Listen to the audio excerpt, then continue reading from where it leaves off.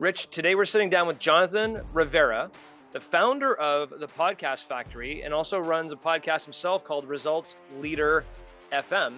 Today we talk about his leadership style. What I've been amazed with in this conversation is really how we see the evolution of Jonathan and his words as he's grown up as an entrepreneur. What did you take from it? From somebody who was originally really tough and probably repelling in how he worked with people to leading with love and what that actually means. He's moved from CEO to chairperson, and he talks to us about how it takes guts, a team, and really checking your ego to do that. Yeah, he said something too that I think is very important for the listeners to hear if you're interested in this podcast, which is sometimes the right words, the right person, and the right message at the right time. And I really think that some people are going to listen to this episode are going to hear some things in Jonathan's message that are really going to change the way that they lead their teams. Here's Jonathan Rivera. This episode is being brought to you by IOI Ventures. We all know that digital marketing is vital to our company's growth.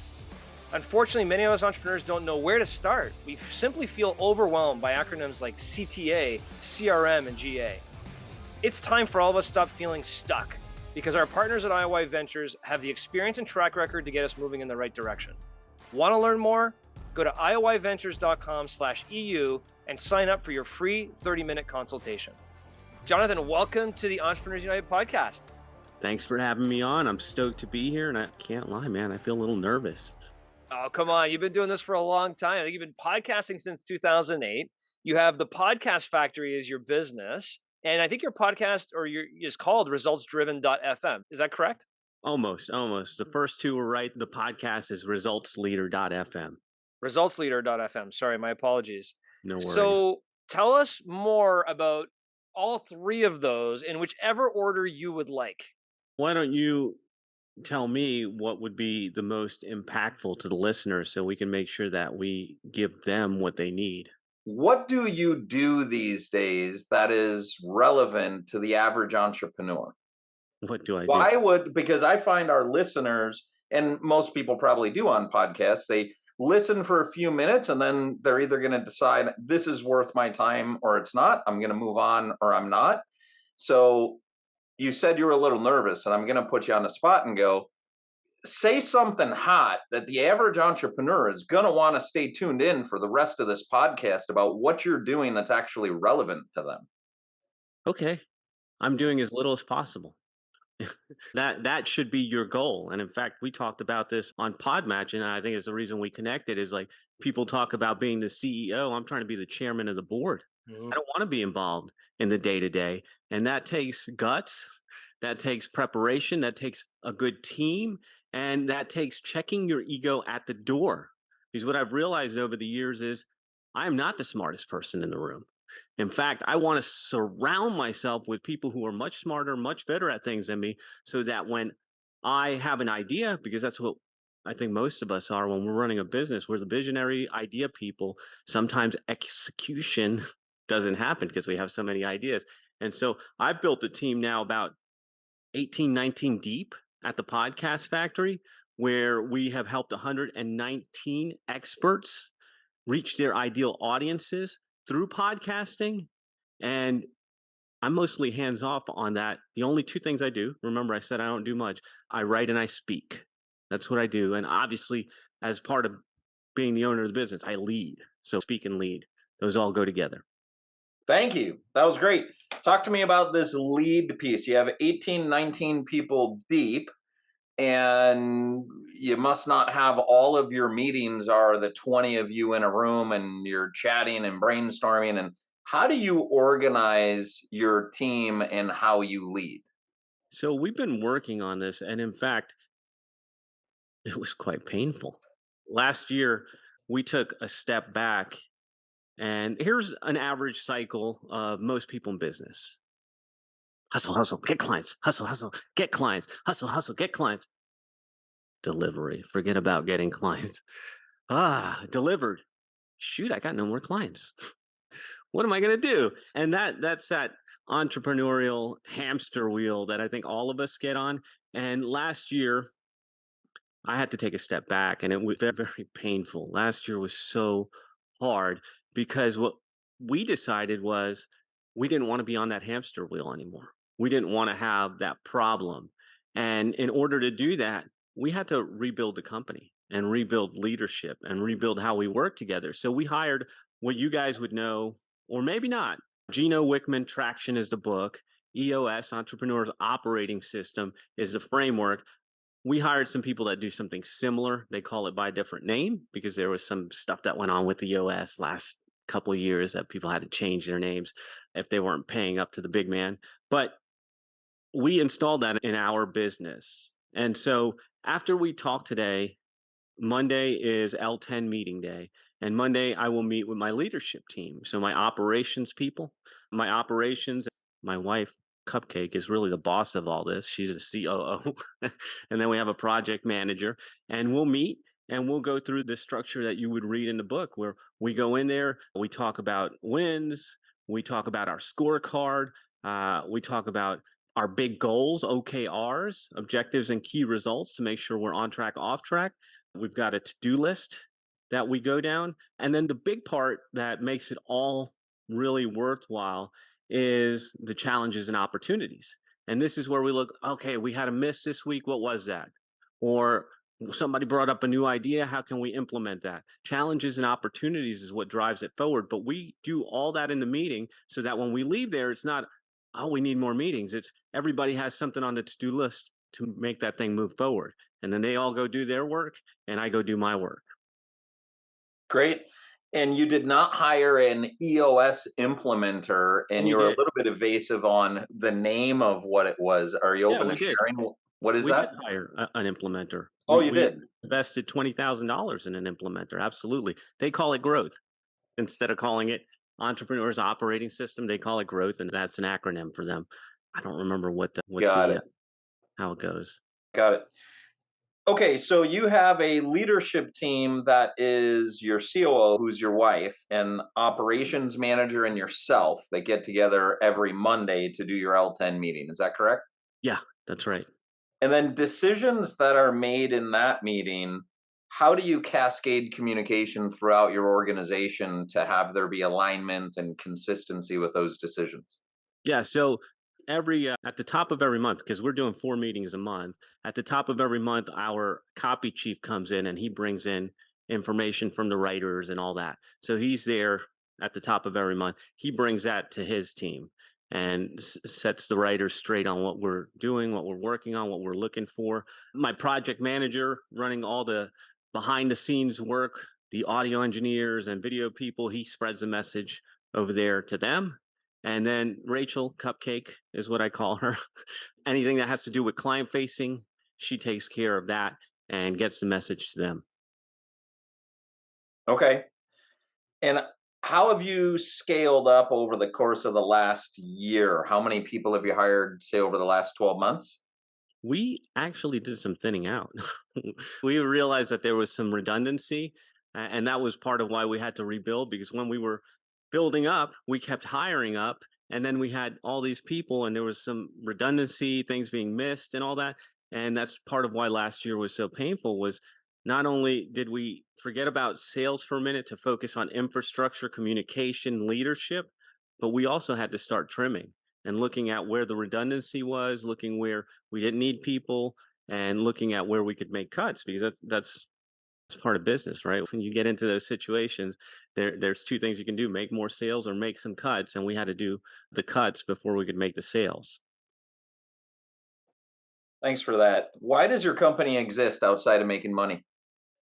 Making money is just a tool to empower my mission, our mission.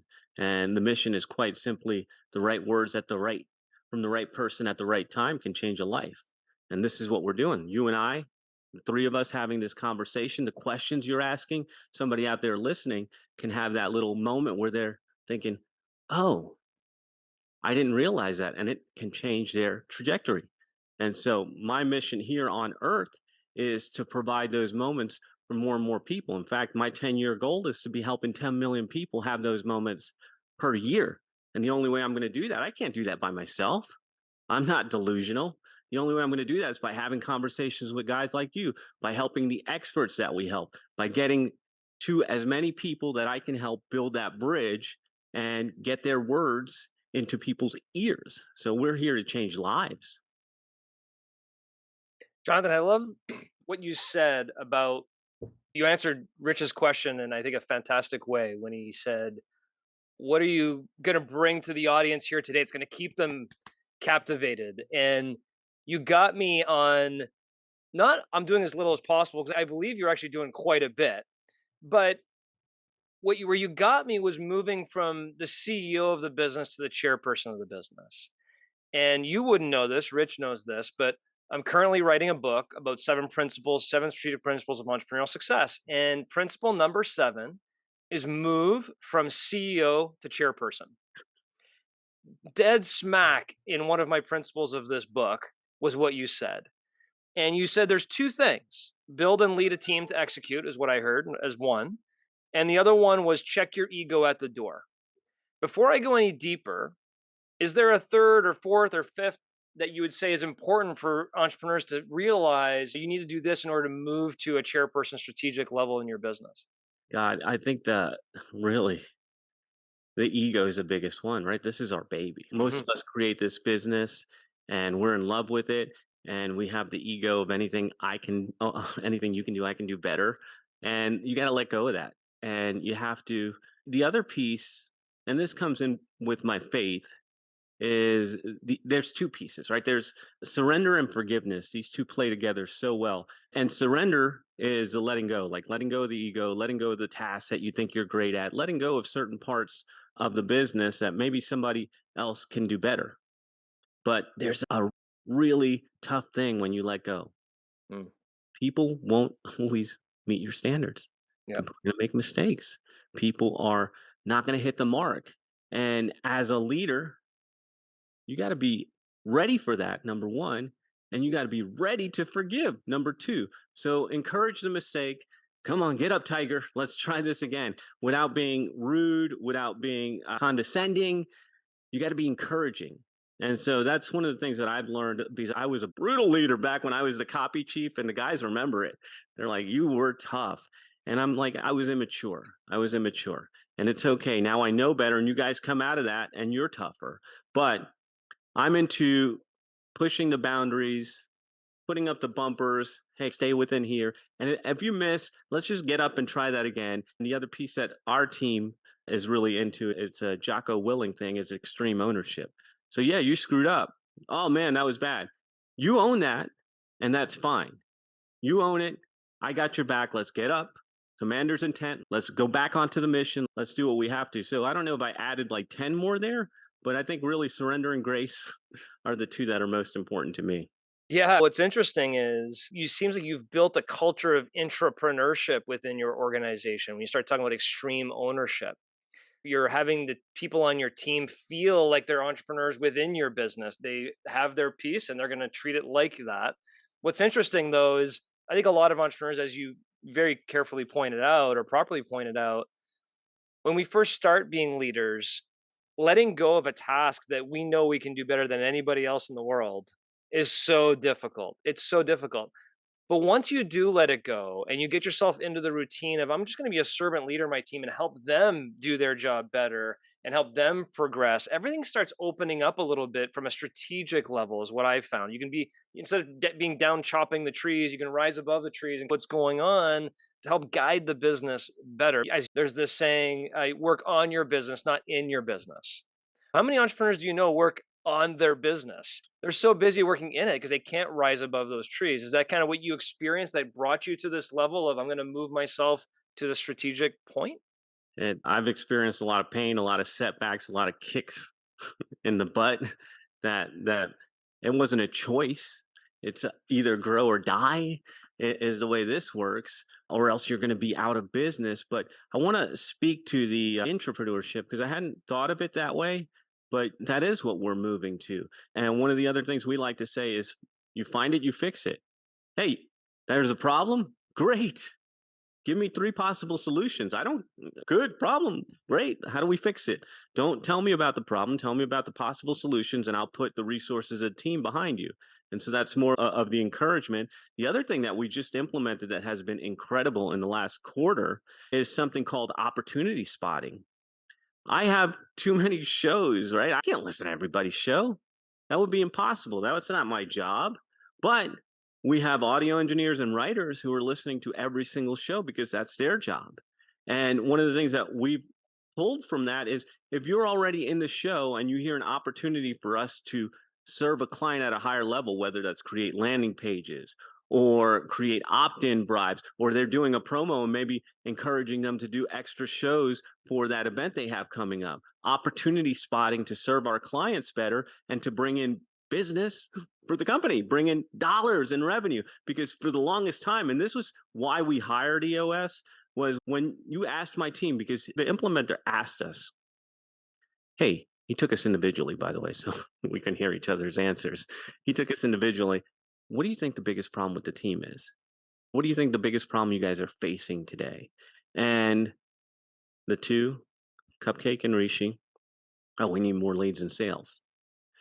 When he spoke to me, I said, me, I'm the biggest problem. I'm holding us back because everybody's counting on me for leads and sales. I can't do it. I can't. I'm not good. I'm not good at that. I can't do it. And what we've developed now is the whole team thinking about profit, and not just profit from us making more money at the podcast factory, but how to help our clients profit more, how to help our contractors profit more. You find it, you fix it, I pay you. I pay you to go ahead and do that solution. So it's been an interesting journey, but I am proud of the you find it, you fix it kind of entrepreneur mentality that we have going on. I am sure I got off on a tangent from your original question though. No, I think that's fantastic. You find it, you fix it is a great way to show that extreme ownership and that entrepreneurship. But you answered the question, which is what are the different things that you have that combine into this moving to the chairman level? And I think Okay. you added a couple to it, like you said. Rich, what are your thoughts on all this? He's about to grill me. I've got a question. You had said people used to define you as tough, and you said I was immature. Talk to me more about what is an immature leader that you once were. So, not theoretically, or I read a book and here are the three principles of immaturity. What are the aspects of immaturity that you took on that you feel maybe you still struggle with a little bit, but you were relatively able to overcome? Yeah, I'm life is a work in progress. So there's no saying what I could potentially fall back into. But I used to be rough. Like I remember when they didn't do things the way I wanted, I wasn't exactly nice. And they only stuck with me because they care. And I realized that much later on because I was really tough, but I have built some really great I have helped build some amazing leaders who have left our team. Look, I encourage these guys. If you outgrow us, it's time to move on. I got your back. I'm a testimonial. Got you. I pushed them to grow, but I was rough in my words, in my thoughts, in what I have done and what I failed to do. Now I'm getting religious here, but I just spoke before I thought, and I didn't really. I don't think made them feel safe to take those risks. If they weren't doing it my way, they just couldn't do anything, and I've changed that. I think that's the biggest one, and really in the last couple years, I have gotten deep into my faith. I am a Catholic man. I am practicing. I read the Bible and do a rosary daily. And what I think is different now is I'm really focused on love. And it was there before, but it was hidden, right? It was hidden down there. And I think they knew that. Now I'm really focused on being a loving leader, an encouraging leader, someone who uplifts them and gives them opportunity and gives them the room, right? You think about it. We all have kids. I think we all have kids. Those of you that know you have kids, you can't be holding that kid everywhere and protecting them from everything. You got to let them fall. You got to let them get a bump. You got to let them learn. That's love. You got to let them have that moment. And before, I don't think I was in that place. And maybe having a kid helped me. I don't know. Mm. One of the things you said, I feel like really encapsulates the essence of everything you just said, which is your team didn't feel safe to take risks. And in part, you contributed to a culture where there was not, call it psychological safety, or an environment where you could fail and learn and move on, because you were really rough with your thinking and really rough with your words. sounds like you've had a bit of evolution in your leadership style that you credit to some of your evolution in faith. And now you're focused on love, where it's about loving, encouraging, lifting up, accepting someone for everything that they can do and they cannot do, and helping them perform at their best. So that's what I heard in terms of encapsulating it. Is you hear that back, and I hold the mirror up to you to see yourself. What occurs to you when you hear that back about your own story? I'm grateful for it. I feel blessed. And I really do credit it to being in my faith, part of being a Catholic man and reading the Bible and learning. See, we're chasing wisdom here. This is what we're built on, is chasing wisdom. And the way that you gain wisdom is you read the book, you think about what you read, and then you put it into action. And that's no different than anything you do in life. We are trying to be wiser leaders, wiser people. And that process has helped me, remember, surrender, let go of the ego, right? Give some grace, because let me tell you something. We, most of us that start businesses, you better be a freaking alpha. You better want it. You better want it, because you are going to get kicked, smashed, put down. And if you don't want it, you ain't going to get it. And with that, I'm sure you guys know this feeling. We are incredibly hard on ourselves when we don't hit the mark, when we fail, when we just mess up. That voice in our head, we shouldn't have done that, and it never lets go. And so that inner turmoil, I used to live in that, and letting go of that and giving myself grace and forgiveness, like, hey man, it's okay. It's not like you did it on purpose. Let's get back up and let's do this again. That happens internally with me, and then externally with everybody I deal with. And so that's actually a way that I show the world that I am a Christian man and what that looks like. Jonathan, your answer to Rich's question is, in my opinion, summarized in you're focused on love and leading with love. And the analogy you gave about a kid, right? The last thing you need to do when your kid goes up to bat when they're 6 years old and strikes out is say, "Look at me, I'm going to take this bat," and you go play with the 6 year olds and knock it out of the park, right? I got this, I can do this, right? And but yet we do that as entrepreneurs. We're like, "You're not good enough to write this article, so I'm going to take it off and I'm going to write it and I'm going to get it out there," or whatever the task or role is. And when you step back and you focus on love like you would with your kid to help them get better at what they do, encourage them, throw them back out and say, "Okay, you got this, let's go." That is a game changer for, to your point, not only doing it with chasing wisdom, but doing it with grace, building a team that is going to feel extreme ownership, that is going to be loyal to the business and treat the business like as if they're an owner of the business. So to me, the chapter of this story or this podcast is focused on love. If you focus on love, you'll probably lead your team the right way. Would you agree as that being the over encompassing title of this conversation? Man, I like that. Who We're supposed to be talking about business, guys. What It place is is having business. business? Some people think business is a battlefield, and here we are talking about love. But yeah, that's the I mean, point. It's caring about what you do, and that's behind the purpose. Like you asked me, why does my business exist? I really mean that. Right words, right person, right time can change a life. Whatever we're talking about today, either for you guys or for me or for one of our listeners, can change everything. And that comes from a place of abundance, that comes from a place of love, and that comes from a place of service. And yeah, I think so. I think you're right. I think this is a show about love. I love it. I think that's part of the maturity that we all need to get as leaders. So, talk to us real quick about the podcast factory and what you're doing for entrepreneurs in that vein and your business today. And so the direct response podcast framework is quite simply this. Step one, client cloner. Who are we talking to? Let's get that message crystal clear so they understand this show's for them. Step three, what do we want them to do? And this is where everybody that hates podcasting or tried podcasting and it didn't work, this is the one that gets them. Step three, What do we want them to do? I want them to listen to a show. No, that's not good enough. I want them to listen to a show. I want them to get on my email list. I want them to book on my calendar. I want them to buy my product. We got to know what we want that listener to do. So now we I want to know. hear more of the framework, Jonathan, but I Yeah. feel like you just tested us. You said step 1, and then you said step 3. I'm going Like, to did step you 2 just now. test our listening skills, or what just happened there? Step 2, exactly. A little cliffhanger, like, hey, what, huh? So step 1, right? You got the client cloner. Who are we talking to? Step 3, what do we want them to do? And in the middle, since we know who they are and what we want them to do, what do we need to say to get them to do that? That's how you plan your episodes. That's the content. And most people just start there. I'm just going to record shows about what I want. They're not thinking about their listener. They're not thinking about what people want to do. And so maybe I should change the order of them, but I like that open loop. That's perfect. I'm going to use that.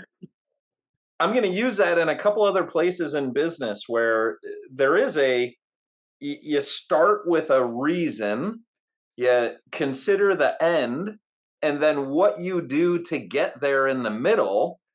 That's how that should be determined. So often I feel like everything we do, whether it be in family life or in our business life, often we put just one foot in front of the other and we end up wherever we end up. And there's not really a charted course on getting from where you are to where you want to go.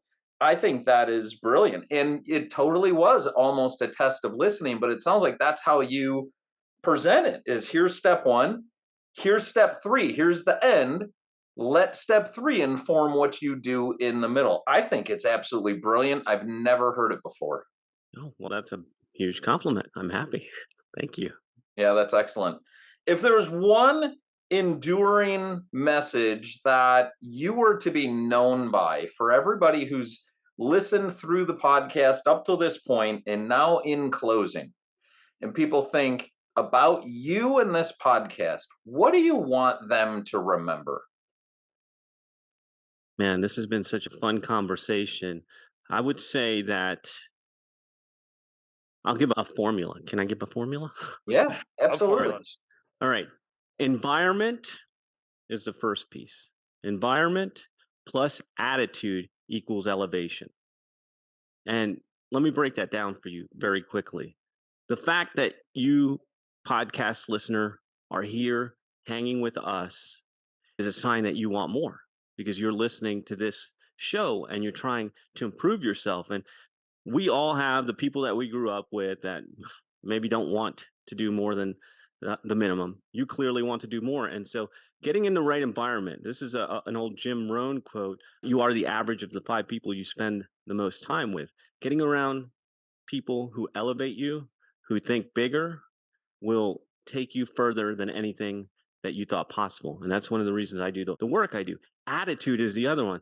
I told you about my bad attitude, and I told you that I'm still working on it, and it ain't going nowhere. It's still there. I just got to fight it. But the attitude of I want more, I want growth, I want to get around better people, I want to do more, have more, be more, give more. The right attitude is necessary to survive in business. And if you have the right environment and the right attitude, nothing can stop how high you elevate yourself. That's excellent. Probably the most important question on the podcast I've saved for last, which is, anybody ever tell you look like Steve-O? Good God, no. Thanks for coming on, Jonathan. Thank you guys for having me. Please stick around for a few more minutes while Rich and I break down this episode. Rich, one of the things I loved about this conversation with Jonathan is the evolution of him as a leader in display. And it takes a good amount of vulnerability for someone to be like, look, I've been going through a tough time as a leader in the recent past. Here's some things that I've gone through, but here's how I've come out the other side. I'm still working on these things, but here are the key learnings I've had as an entrepreneur. Very seldom do we get right to the meat of the bone in a conversation. And in this episode, I thought we did. And he had a lot of kind of quotable quotes within that, but it wasn't scripted. It wasn't, here are the 5 components of this, and here are the 7 principles of that. But there were so many quotable quotes between not doing sales anymore, and the focus was infrastructure, communication, and leadership. Gosh, we could run and break down infrastructure, communication, and leadership, and what are the components. We could run with that. Right words, right person, right time can change a life. Like, I just have highlight after highlight. Chasing wisdom is one of the later things he talked about in the episode. Read, think about it, and act on it.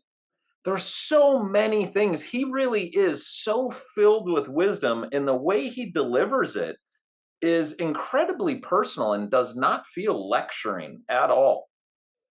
Yeah, no, I loved a lot of that as well. I actually missed a few of them. I'm jotting them down as you're saying them, so I don't want to miss them. And I do love the way we ended up with that formula. I know you and with Shanna came up to be very formula driven sometimes, but sometimes it's easy to just see how it all comes together.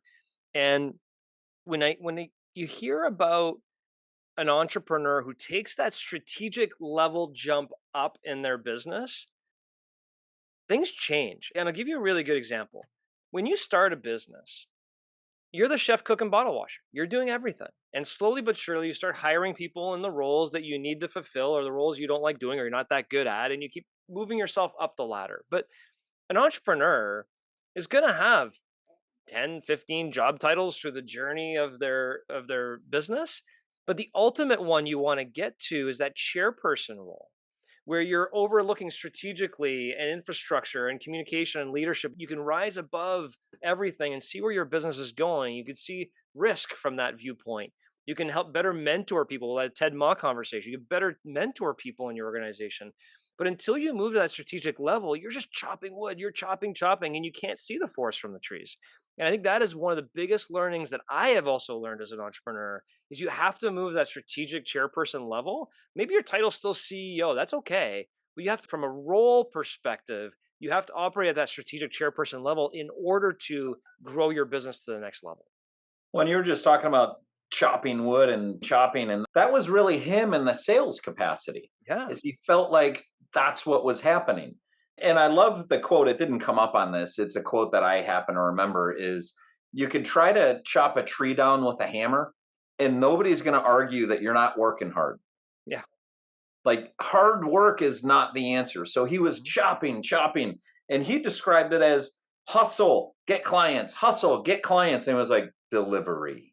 So he was doing all this chopping. I'll come back to one of the things I just mentioned a moment ago. Then he took a break. This is classic organizational health, John. He took a break from doing the work to talk about how they do the work. Now let's stop selling to talk about infrastructure, communication, and leadership. I'm not entirely surprised that happened, particularly for a guy who went to EOS and had an EOS implementer, but it's classic organizational health. Stop doing the work to talk about how we do the work. Let's stop talking to talk about how we talk. Yeah. This is not the first guest to tout the benefits of EOS. And I know we've talked with multiple guests about, hey, tell us more about how this works. I think it'd be wise for us to actually bring on an implementer of EOS onto this podcast. Great idea. And really dive a little bit deeper, because I do feel like a lot of entrepreneurs need help setting up the infrastructure of that operating system in order to rise themselves to that strategic level. So I think that's one takeaway. The one I want to invite. You remember Michael Alasso, who we had on early on? Yeah. And I went to a retreat of Michael Alasso's, and at that retreat, I met a guy named Craig Andrews, who's a EOS implementer. I'm going to get in touch with Craig and have him come on and talk to us about EOS. I know the perfect guy to get on. So you've been depriving myself and our listeners of this guest for quite a while, Rich. So depriving's a little harsh. I'd prefer that you use Jonathan's words. Yeah. And embrace me with a little bit more love, John. And I've been waiting for the right opportunity. Yep. Okay, I appreciate that. But I think a lot of entrepreneurs, to Jonathan's words, can get out of that entrepreneurial hamster wheel that he called it with a little bit more structure to how them and their teams can operate. And so I'd love to have that guest on. I think that's a good lead Jonathan gave us today through this conversation.